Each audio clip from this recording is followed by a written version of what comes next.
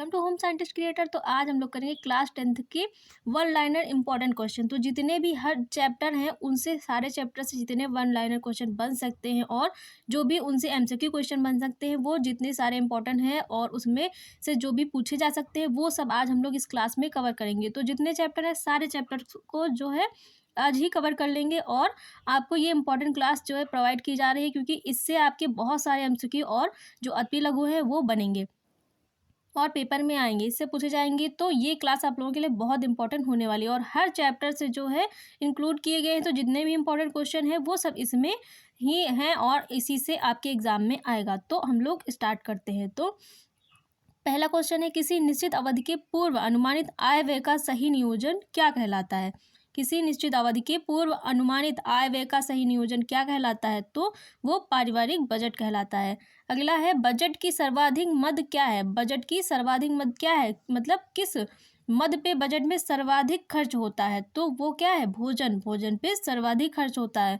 अगला है, पारिवारिक बजट का मुख्य घटक नहीं है। तो ये एमसीक्यू पूछा जा चुका है, आप लोग भी देख चुके हैं कि कितनी बार आ चुका है। आपके हाफ ईयरली में भी आया था और प्रीवियस ईयर जो पेपर है उसमें पूछा गया है कि पारिवारिक बजट का मुख्य घटक कौन सा नहीं है? तो फैशन नहीं है। अगला है, आय व्यय के नियोजन के लिखित रूप को क्या कहते हैं? जो आय व्यय का नियोजन है उसके लिखित रूप को क्या कहते हैं? और इसको क्या कहते हैं? बजट कहते हैं। ये भी बहुत बार पूछा गया क्वेश्चन है। अगला है, सर्वोच्च पारिवारिक बजट किसे कहते हैं? यह सर्वोच्च पारिवारिक बजट कौन सा बजट माना जाता है? तो जो बचत का बजट होता है वो सर्वोच्च पारिवारिक बजट माना जाता है। अगला क्वेश्चन है, बजट बनाने से पहले आवश्यक है क्या? बजट बनाने से पहले क्या आवश्यक है? तो ये अति लघु में भी आ चुका है और एमसीक्यू में भी आ चुका है, प्रीवियस पेपर में आप लोग देख चुके हैं। तो क्या है बजट बनाने से पहले सबसे महत्वपूर्ण चीज़ क्या है? आय का पूर्वानुमान लगाना। जो भी आय इनकम है आपके फैमिली की उसको आपको जितनी है उसका पता होना चाहिए कि कितनी है, तब उसके अनुसार ही बजट बनाया जाएगा। अगला क्वेश्चन है, जिस बजट में अनुमानित आय कम व प्रस्तावित व्यय अधिक होता है उस बजट को क्या कहते हैं? जिस बजट में अनुमानित आय मतलब जो आय है वो कम होगी और जो व्यय है जो खर्च है वो ज़्यादा हो रहा है तो उस बजट को क्या कहते हैं? तो ऐसा बजट घाटे का बजट कहलाता है। अगला क्वेश्चन है, लोकप्रिय पारिवारिक बजट का सिद्धांत किसने प्रस्तुत किया था? तो पूछा बस इसमें इतना जा रहा है कि जो बजट का सिद्धांत है वो किसने दिया है? तो किसने दिया? अर्नेस्ट एंजल्स ने दिया है। बजट की मुख्य मद नहीं है। तो ये अभी हम लोग देख चुके हैं, फैशन ऑप्शन में हो या फिर दुकान हो और तीन अन्य अगर ऑप्शन है तो कौन सा नहीं है? तो अगर फैशन नहीं है तो दुकान होगा, दुकान नहीं तो फैशन, ये ऑप्शन होगा। तो दोनों अगर दोनों में से कोई एक है तो वही ऑप्शन नहीं हो जाएगा, आपका करेक्ट आंसर हो जाएगा। अगला क्वेश्चन है, बजट सुरक्षित रखने का उत्तम साधन है? क्या साधन है? बैंक में जमा करना।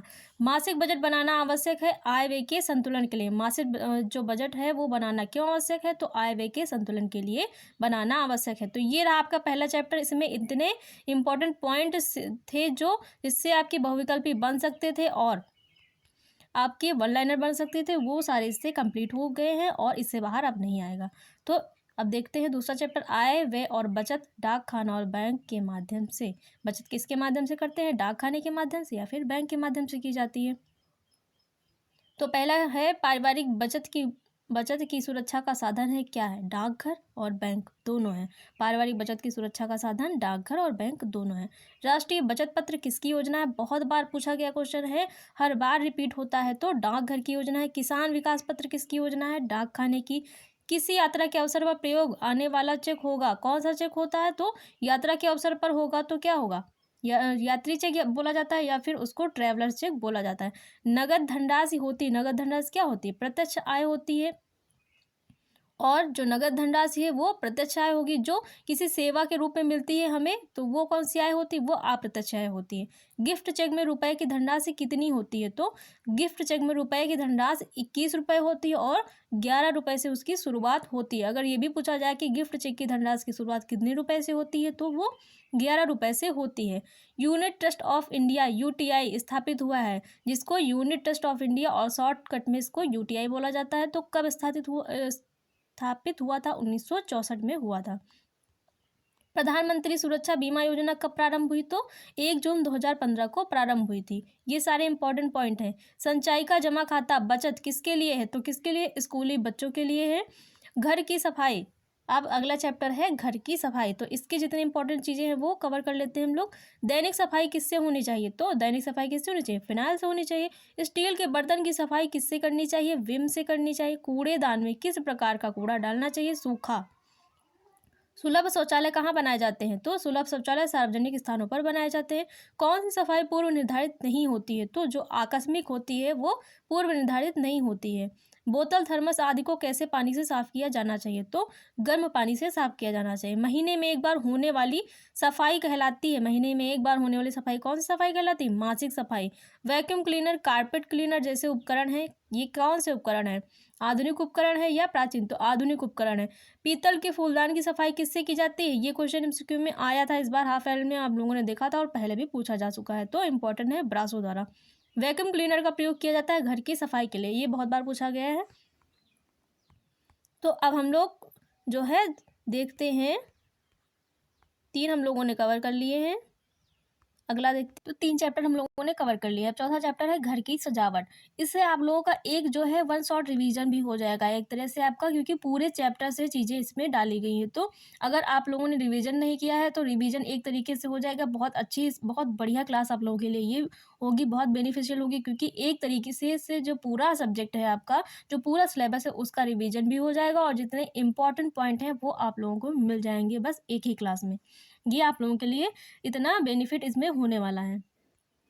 तो घर की सजावट में हम लोग देखते हैं, घर की सजावट के लिए सबसे अधिक आवश्यक है, क्या आवश्यक है? सफाई। घर की सजावट के लिए किस वस्तु का प्रयोग किया जाता है? फूलदान का। सजावट का क्या अर्थ है? तो घर को सुव्यवस्थित रखना सजावट का अर्थ है।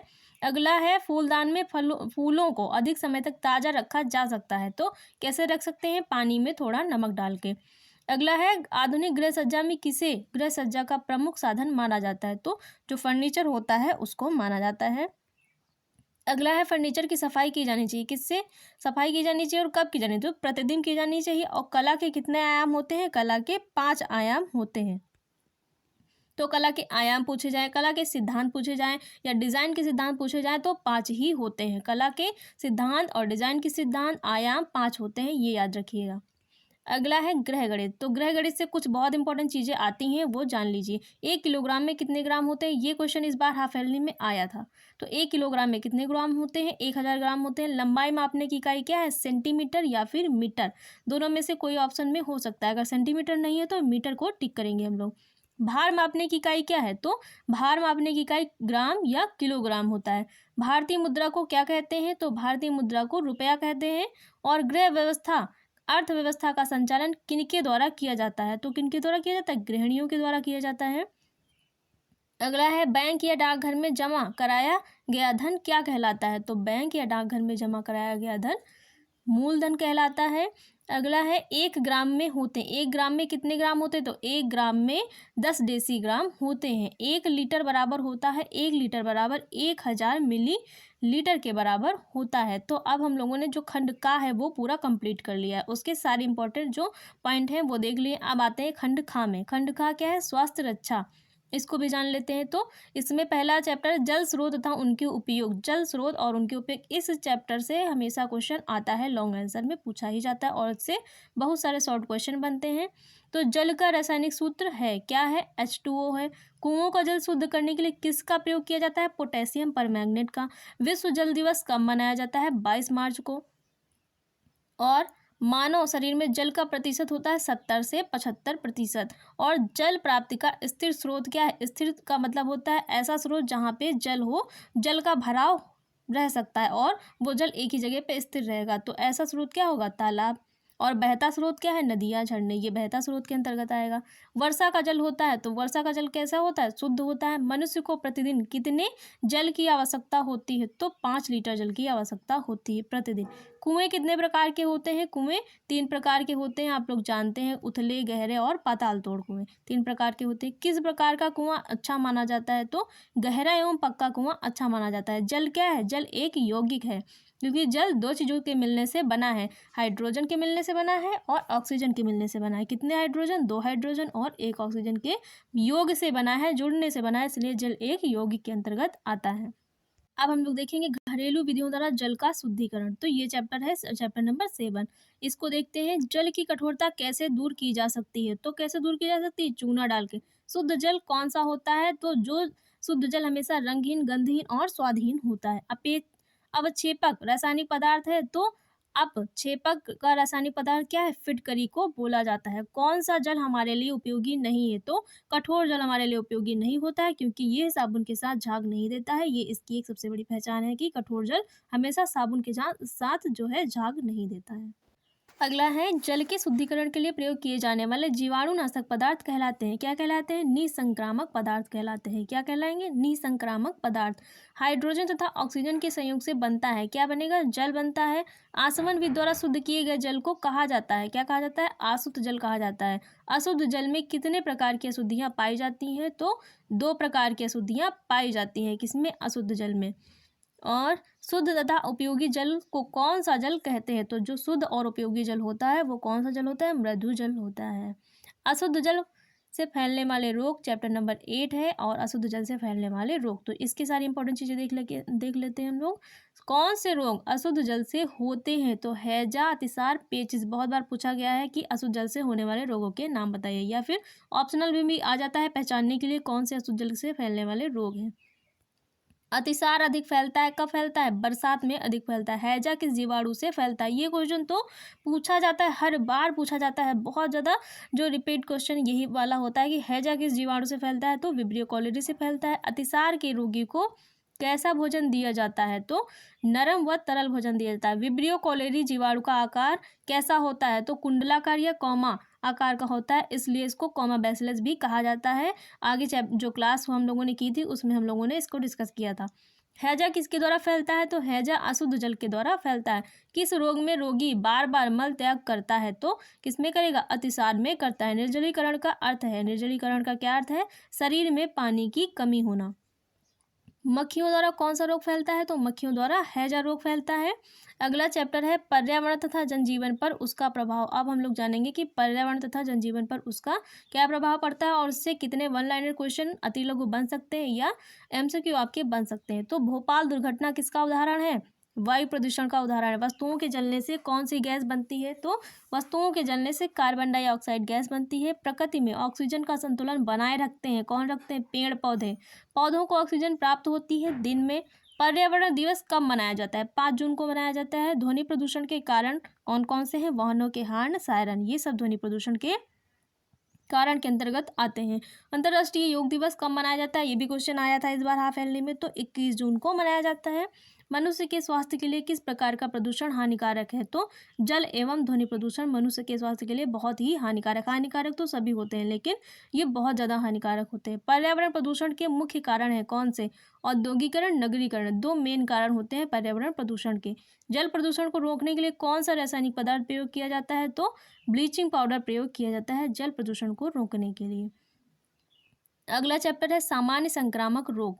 तो सामान्य संक्रामक रोग से जितने इंपॉर्टेंट पॉइंट बन सकते हैं वो सब हम लोग इस जो क्लास है उसमें देख लेते हैं। आइए, संक्रामक रोग फैलते हैं, कैसे फैलते हैं? वायु एवं जल के द्वारा। बहुत बार पूछा जाता है कि संक्रामक रोग किस माध्यम से फैलते हैं? तो वायु एवं जल के द्वारा फैलते हैं। जल से कौन सा रोग होता है? तो जल से कौन सा रोग होता है, मतलब दूषित जल से कौन सा रोग होता है? तो दूषित जल के सेवन से टाइफाइड होता है। बीसीजी का टीका किस रोग से बचाव के लिए लगाया जाता है? बहुत बार आया हुआ क्वेश्चन है, तपेदिक के लिए लगाया जाता है। चेचक के विषाणु का क्या नाम है? चेचक के विषाणु का नाम क्या है? Varicella zoster virus. और छोटी माता के विषाणु का नाम पूछा जाए तो उसके वेरियोला जोस्टर वायरस होता है। तो इन दोनों में बस यही अंतर है, एक में वेरिसेला, एक में वेरियोला वायरस होता है। मच्छरों से कौन सा रोग फैलता है? मलेरिया फैलता है। मच्छरों से कौन सा रोग फैलता है? तो मलेरिया फैलता है। टाइफाइड के जीवाणु का नाम क्या है? टाइफाइड के जीवाणु का नाम साल्मोनेला टाइफी। तो टाइफाइड के जीवाणु का नाम क्या है? साल्मोनेला टाइफी है। डेंगू फैलता है किससे? मच्छर के काटने से। तो जो डेंगू है, चिकनगुनिया है और मलेरिया, ये तीनों मच्छरों के काटने से ही होने वाले जो बुखार हैं, लेकिन इनके जो मच्छर हैं वो अलग अलग होते हैं। ये हम लोगों ने अगली क्लास में जो है देखा था और सबके बारे में जाना था कि कौन सा, अगर डेंगू होगा तो उसके लिए कौन सा मच्छर जिम्मेदार होता है, अगर मलेरिया है तो वो कौन से मच्छर से फैलता है, ये हम लोगों ने देख लिया था। अगर आप लोगों ने नहीं देखा है तो वो क्लास जाके देख लिए, क्योंकि उसमें जितने भी रोग और उनसे होने वाले जो रोग है और वो किसके माध्यम से फैलते हैं, ये सब पूरा उस डिटेल क्लास में है। और वो क्लास ही उसी के लिए ही बनाई गई है कि रोगों से फैलने वाले जो हैं उनसे कौन कौन से रोग होते हैं, तो ये जाना गया उसमें। अगला है कोई दो संक्रामक रोगों के नाम लिखे, तो चेचक और खसरा। संक्रामक का मतलब होता है जो एक व्यक्ति से दूसरे व्यक्ति को फैल जाए, वो संक्रामक रोग होते हैं। क्षय रोग के जीवाणु का नाम लिखिए, तो क्षय रोग के जीवाणु का नाम क्या है? Mycobacterium tuberculosis bacillus. तो क्षय रोग के जीवाणु का क्या नाम है? माइकोबैक्टीरियम ट्यूबरकुलोसिस बैसिलस नाम है। टिटनेस के जीवाणु का नाम क्लॉस्ट्रीडियम टिटानी होता है। मलेरिया के लक्षण है सिर दर्द, जी मिचलाना। रेबीज का कारण है तो कुत्ते के काटने से कुत्ते जब कुत्ता काटेगा तो उसकी जो लार होती है इसमें रेबीज वाला विषाणु होता है, और उससे कौन सा रोग होता है? तो हाइड्रोफोबिया रोग होता है, ये भी याद रखिएगा। संक्रामक रोग से बचाव का मुख्य उपाय क्या है? टीके लगवाना। सबसे बड़ा और बहुमुख्य उपाय क्या है कि संक्रामक रोग से अगर आपको बचना है तो उस रोग का टीका आपको लगा होना चाहिए। मलेरिया रोग का रोगाणु है क्या? प्लाज्मोडियम, एक कोष की परजीवी जिसके माध्यम से मलेरिया फैलेगा। तो मलेरिया रोग का रोगाणु कौन सा है? प्लाज्मोडियम। और किसके काटने से होता है? तो मच्छर के काटने से होता है। कौन सा मच्छर होता है? तो मादा एनोफिलीज के काटने से मलेरिया होता है। तो अब हम लोगों ने खंड का भी पूरा जो खा है वो भी पूरा कंप्लीट कर लिया। अब खंड गा पे आ गए हैं, वस्त्र और सूत्र विज्ञान। तो इससे संबंधित आपको क्वेश्चन इसमें देखने को मिलेंगे। सिलाई की तथा हाथ व मशीन की सिलाई, तो ये चैप्टर नंबर 11 है। इसके इंपॉर्टेंट चीजें देख लेते हैं। घर पर वस्त्र सिलने के क्या लाभ है? तो कपड़े एवं धन की बचत होती है। वस्त्र पर निशान लगाने के लिए किसका प्रयोग करते हैं? तो मिल्टन चौक का करते हैं। कौन सी वस्तु सिलाई किट में नहीं रखी जाती है? कौन सी वस्तु सिलाई किट में नहीं रखी जाती है? तो जो सिलाई मशीन अगर ऑप्शन में है तो वही ऑप्शन सही हो जाएगा, क्योंकि सिलाई मशीन है वो सिलाई किट में नहीं आएगी। बाकी सारी चीज़ें सिलाई से संबंधित उसमें रखी जाएंगी। मिल्टन क्लॉथ का कपड़ा होता है, कैसा होता है? जो मिल्टन क्लॉथ होता है वो ऊनी कपड़ा होता है। हाथ की सिलाई के प्रमुख प्रकार बताइए। हाथ की सिलाई कितने प्रकार की होती है? टाँका, बखिया, तुरपन। तो तुरपाई 3 प्रकार की होती है। रेडीमेड कपड़ों के निर्माण में नाप की किस विधि का प्रयोग किया जाता है? तो चेस्ट व डायरेक्ट नाप का प्रयोग किया जाता है। जो रेडीमेड कपड़े बनते हैं उनके निर्माण के लिए। सिलाई में प्रयुक्त उपकरण गुनिया का आकार कैसा होता है? तो गुनिया एल आकार का होता है। जो शोल्डर होता है, जो शोल्डर वाला जो शेप होता है उसको काटने के लिए क्या है? गुनिया रखा जाता है। तो गुनिया किस आकार का होगा? एल आकार का होता है। सूती तंतु किससे प्राप्त किए जाते हैं? बिनौलों से। सूती तंतु किससे प्राप्त किए जाएंगे? बिनौलों से प्राप्त किए जाते हैं। कपड़ा काटते समय मेज पर बिछाने के लिए प्रयुक्त होता है सादा सूती कपड़ा। कपड़ा काटने का उचित स्थान है कौन सा? समतल स्थान होना चाहिए। अब वो समतल स्थान की जगह पे अगर मेज वहाँ पे ऑप्शन है तो वो भी लगा सकते हैं, लेकिन जो भी ऑप्शन में होगा वो समतल स्थान वाली चीज़ होनी चाहिए, तो वो ऑप्शन सही हो जाएगा। वस्त्रों की धुलाई तथा रख रखाव, अगला चैप्टर नंबर 12 है। तो वस्त्रों की धुलाई के लिए कौन सा जल उत्तम रहता है? तो मृदु जल उत्पन्न रहता है, क्योंकि मृदु जल साबुन के साथ आसानी से झाग देता है। ऊनी वस्त्रों को धोने के लिए किसका प्रयोग किया जाता है? रीठे के घोल का। ऊनी वस्त्रों को धोने के लिए किसका प्रयोग किया जाता है? रीठे के घोल का। नील का प्रयोग किस वस्त्र पर करते हैं? तो सफ़ेद सूती वस्त्रों पर नील का प्रयोग किया जाता है। हाथ से बुने ऊनी वस्त्र सुखाने के लिए प्रयोग करना चाहिए क्या? समतल स्थान का। जो हाथ से बुने ऊनी वस्त्र हैं उनको सुखाने के लिए समतल स्थान का प्रयोग किया जाता है। अगर आप ऊनी वस्त्रों को लटका के सुखाएंगे तो उनका शेप खराब हो जाता है और वो उनका जो आकार है वो बिल्कुल बिगड़ जाता है। अरारोट का कलफ किन वस्त्रों में प्रयोग होता है? तो अरारोट का कलफ सूती वस्त्रों में प्रयोग होता है। शुष्क धुलाई ड्राई क्लीनिंग किसकी सहायता से करते हैं? पेट्रोल के माध्यम से की जाती है। अब हम लोग खंड घा पे आ गए हैं और खंड गा भी हम लोगों ने कंप्लीट कर लिया है। तो अब हम लोग देखेंगे भोजन तथा पोषण विज्ञान से संबंधित, इसमें आपको चीज़ें देखने को मिलेंगी इस खंड में। तो चैप्टर नंबर 13 है रसोई घर की व्यवस्था, देख रेख और सफाई। इससे जितने भी इंपॉर्टेंट चीज़ें बन सकती हैं वो सब इसमें हैं। इसी से और इससे बाहर कुछ भी नहीं आएगा। जब पेपर में जो देखेंगे आप लोग तो आप लोगों को सारी चीज़ें ऐसी लगेंगी कि जैसे मान लो अभी अभी पढ़ी हैं, क्योंकि इतनी अच्छे से सारी चीज़ें इसमें दी गई हैं। रसोई घर के सबसे निकट क्या होना चाहिए? तो क्या होना चाहिए? भोजन कक्ष होना चाहिए। गीजर का प्रयोग किया जाता है पानी गर्म करने के लिए। समुचित जल निकासी है तो फर्श कैसा होना चाहिए? पक्का एवं ढलालदार होना चाहिए। कौन सी शैली में भोजन बैठकर पकाया जाता है? तो जो भारतीय शैली है, भारतीय शैली हो या फिर देसी शैली, दोनों ऑप्शन में हो तो या तो भारतीय शैली होगा या फिर देसी शैली। अगर भारतीय शैली नहीं है तो देसी शैली ऑप्शन में है तो वो भी टिक करेंगे, क्योंकि वो भी सही है। भारतीय शैली को ही देसी शैली कहा जाता है। रसोई घर का कौन सा उपकरण आधुनिक नहीं है? तो लकड़ी का चूल्हा जो है आधुनिक उपकरण के अंतर्गत नहीं आता है। रसोई घर की सफाई को कितने भागों में बांटा जा सकता है? तो 4 भागों में बांटा जा सकता है। अगला चैप्टर है भोजन पकाने एवं परोसने की विधियाँ। तो इससे जितने इंपॉर्टेंट पॉइंट हैं वो सब इसमें हम लोग देखेंगे। सब्जियों को कब धोना चाहिए? तो छीलने से पहले धोना चाहिए। डबल रोटी और बिस्किट बनाने की विधि कहलाती है बेकिंग कहलाती है। भोजन पकाने में किसका प्रयोग हानिकारक होता है? तो सोडे का प्रयोग हानिकारक होता है। कौन सा विटामिन नष्ट होता है? विटामिन बी नष्ट हो जाता है। दूध को उबालने पर क्या नष्ट हो जाता है? दूध को उबालने पर उसके सूक्ष्म जीव नष्ट हो जाते हैं। और दूध में कौन सा विटामिन नहीं पाया जाता है? ये भी क्वेश्चन बनता है। तो विटामिन सी नहीं पाया जाता है। सब्जियों को पकाने का सबसे अच्छा तरीका क्या है? स्टीमिंग मतलब भाप के द्वारा पकाना। दूध में कौन सा विटामिन नहीं पाया जाता है? बन भी गया देखिए क्वेश्चन, विटामिन सी नहीं पाया जाता है। भोजन पकाने की प्रमुख विधियां हैं, कौन सी है? भूनना सेकना भोजन पकाने की प्रमुख विधियों के अंतर्गत आता है। जल द्वारा भोजन पकाने में उबाल कितने ताप पर आता है? तो 100 डिग्री सेल्सियस पर उबाल आ जाता है। तो अगला चैप्टर है 15 रोग की अवस्था में आहार। तो 15 नंबर चैप्टर है रोग की अवस्था में आहार। इसके सारे इंपॉर्टेंट चीज़ें हम लोग इसमें देखेंगे। विटामिन ए की कमी से कौन सा रोग होता है? तो रतौंधी होता है। कार्बोहाइड्रेट का स्रोत है, मुख्य स्रोत क्या है? आलू। रोगी का भोजन होना चाहिए कैसा होना चाहिए? सुपाच्य होना चाहिए। किसके प्रयोग से तुरंत ऊर्जा मिलती है? ग्लूकोज के प्रयोग से तुरंत ऊर्जा मिलती है। भोजन में ऊर्जा का प्रमुख साधन है कार्बोहाइड्रेट। मधुमेह रोग किस तत्व की अधिकता से होता है? तो शर्करा की अधिकता से होता है। लौह तत्व की कमी से कौन सा रोग होता है? एनीमिया होता है। विटामिन ए का सबसे अच्छा स्रोत है कौन सा? हरी पीली सब्जियां विटामिन ए का सबसे अच्छा स्रोत है। अगला है विटामिन डी की कमी से कौन सा रोग होता है? तो रिकेट्स होता है। वसा में घुलनशील विटामिन नहीं है, वसा में घुलनशील विटामिन नहीं है, तो विटामिन बी वसा में नहीं घुलता है। और कौन कौन से नहीं घुलेंगे? तो विटामिन बी और सी वसा में घुलनशील नहीं है। ए डी ई के वसा में घुलनशील है और बी और सी जल में घुलनशील है। पेचिस के रोगी के भोजन में क्या शामिल होना चाहिए? दही और चावल पेचिस के रोगी के भोजन में शामिल होना चाहिए। कौन सा विटामिन जल में घुलनशील है? तो विटामिन बी जल में घुलनशील है। क्षय रोगी को क्या नहीं देना चाहिए? मिर्च मसाले वाला भोजन क्षय रोगी को नहीं देना चाहिए। रेशेदार आहार किन रोगों में दिया जाता है? तो कब्ज के रोग में रेशेदार आहार दिया जाता है।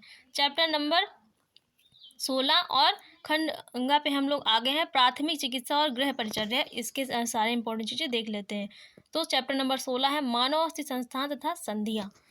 कोहनी का जोड़ कहलाता है, कोहनी का जोड़ कब्जेदार संधि कहलाता है। मानव चेहरे में कुल कितनी हड्डियां होती हैं? तो 14 होती हैं। अस्थियां कितने प्रकार की होती हैं? 5 प्रकार की होती हैं। मेरुदंड की छोटी अस्थियों को क्या कहते हैं? जो मेरुदंड है रीढ़ उसकी छोटी जो अस्थियां उसको क्या कहते हैं? कशेरुक कहते हैं। अचल संधियां कहाँ पाई जाती हैं? तो अचल संधियां खोपड़ी में पाई जाती है। ऐसी संधियां जो चल नहीं सकती, मतलब जो जिसमें मूवमेंट नहीं होती, वो अचल संधियां होती हैं, गतिमान नहीं होती हैं, तो वो खोपड़ी में पाई जाती हैं। अस्थि रोग किस विटामिन की कमी से होता है? विटामिन डी की कमी से होता है। ऊपरी बाहु की अस्थि है प्रगंडिका, ऊपरी बाहु की अस्थि है। खूंटी धुराग्र संधि पाई जाती है कहाँ? खोपड़ी में पाई जाती है। गर्दन के भाग में ग्रीवा कशेरुकाओं की संख्या कितनी होती है? गर्दन के भाग में ग्रीवा कशेरुकाओं की संख्या 7 होती है। अगला चैप्टर नंबर 17 है हड्डियों की टूट और मोच। तो हड्डियों की टूट और मोच के जितने इंपॉर्टेंट पॉइंट हैं इसमें हम लोग देखेंगे। जो अस्थियां होती हैं उनकी टूट को क्या कहते हैं? अस्थियों की टूट को अस्थिभंग कहते हैं। अस्थिभंग में सबसे अधिक रक्तस्राव करने के लिए प्रयोग किया जाता है। अस्थिभंग में अधिक रक्तस्राव रोकने के लिए प्रयोग किया जाता है टूर्निकेट का प्रयोग किया जाता है। किसका? टूर्निकेट का। मोच आने पर प्रयोग किया जाता है किसका? आयोडेक्स का। अस्थिभंग के 2 लक्षण हैं अत्यधिक पीड़ा तथा सूजन होना। किस अंग की हड्डी टूटने पर खपच्चियां नहीं बांधी जाती हैं? तो खोपड़ी की हड्डी टूटने पर खपच्चियां नहीं बांधी जाती हैं। मांसपेशियों की मजबूती किस तत्व के कारण होती है? मांसपेशियों की मजबूती प्रोटीन के कारण होती है। अगर हड्डियों की पूछी जाए तो विटामिन डी और कैल्शियम, फास्फोरस देखने को मिलेगा ऑप्शन में, वो सही हो जाएगा। अस्थिभंजन कितने प्रकार का होता है? तो अस्थिभंजन 6 प्रकार का होता है। यदि अस्थि एक से अधिक स्थान पर टूटती है तो उसे अस्थि भंजन कहलाती है। तो वो कौन सा अस्थि भंजन कहलाता है? एक से अधिक स्थान पर टूटेगा तो वो जो अस्थि भंजन है वो बहुखंडी अस्थि भंजन कहलाता है। हंसली की अस्थि भंग होने पर बांधेंगे क्या बांधा जाता है? सेंट जॉन झोली गल पट्टी बांधी जाती है हंसली की अस्थि भंग होने पर। कौन सी हड्डी टूटने पर तलवा धरातल से ऊपर नहीं उठता है? तो जांग की हड्डी टूटने पर जो तलवा है पैर का वो धरातल से ऊपर नहीं उठता है। जिस स्थान की हड्डी अनेक बार टूट चुकी हो उस स्थान का रंग कैसा हो जाता है? तो उस स्थान का रंग नीला या फिर काला हो जाता है। तो आइए आगे देखते हैं। अब चैप्टर नंबर हम लोगों ने कर लिया है 17 तक कर लिया है। अब हम लोग करेंगे चैप्टर नंबर 18। तो श्वसन तंत्र का प्रारंभिक ज्ञान तथा प्राकृतिक एवं कृत्रिम श्वसन, इसको हम लोग जानेंगे। ये चैप्टर है और इस चैप्टर से सारे क्वेश्चन जितने बन सकते हैं वो इसमें है। कौन सा अंग श्वसन तंत्र का भाग नहीं है? तो यकृत श्वसन तंत्र का भाग नहीं। ये क्वेश्चन बहुत बार जो एमसीक्यूज में पूछा गया है। रक्त का शुद्धिकरण होता है कहाँ होता है? फेफड़ों द्वारा होता है। मानव शरीर में फेफड़ों की संख्या होती है कितनी? 2 होती है। मानव श्वसन क्रिया में रक्त का शुद्धिकरण किस गैस के द्वारा होता है? तो ऑक्सीजन के द्वारा होता है। श्वसन की सामान्य दर है 15 से 20 बार प्रति मिनट श्वसन की सामान्य दर होती है। छाती की हड्डी अथवा पसली टूट जाने की स्थिति में रोगी को कृत्रिम श्वास दिलाने के लिए किस विधि का प्रयोग किया जाता है? तो लाबार्ड विधि का प्रयोग किया जाता है। अगला है फेफड़ों तक शुद्ध वायु पहुंचाने की प्रक्रिया कहलाती है, क्या कहलाती है? कृत्रिम श्वसन। फेफड़ों तक शुद्ध वायु पहुंचाने की प्रक्रिया क्या कहलाती है? कृत्रिम श्वसन कहलाती है।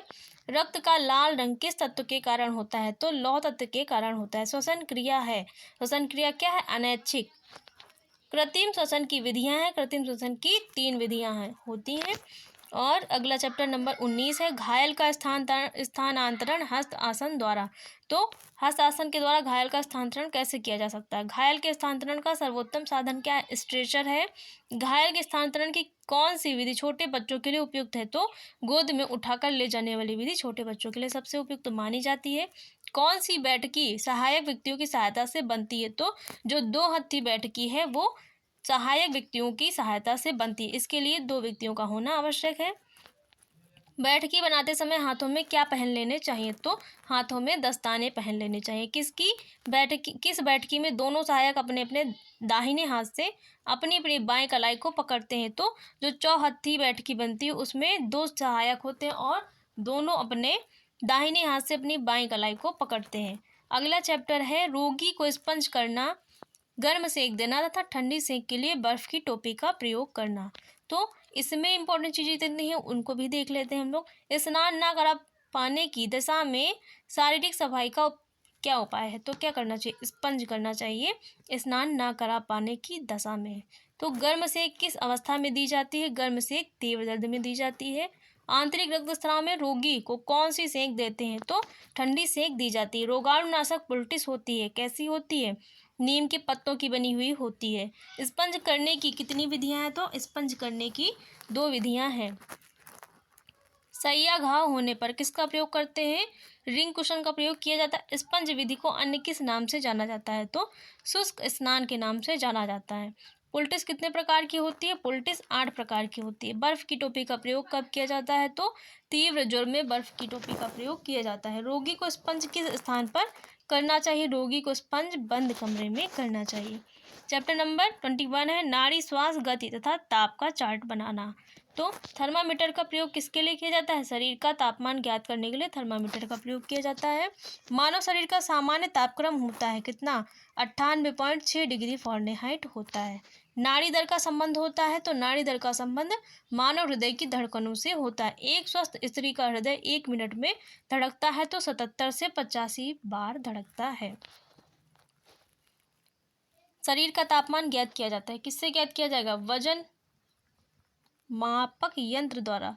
शरीर का तापमान तो थर्मामीटर के द्वारा ज्ञात किया जाता है। यहाँ पे थोड़ा सा करेक्शन कर लीजिए। शरीर का तापमान ज्ञात किया जाता है किसके द्वारा?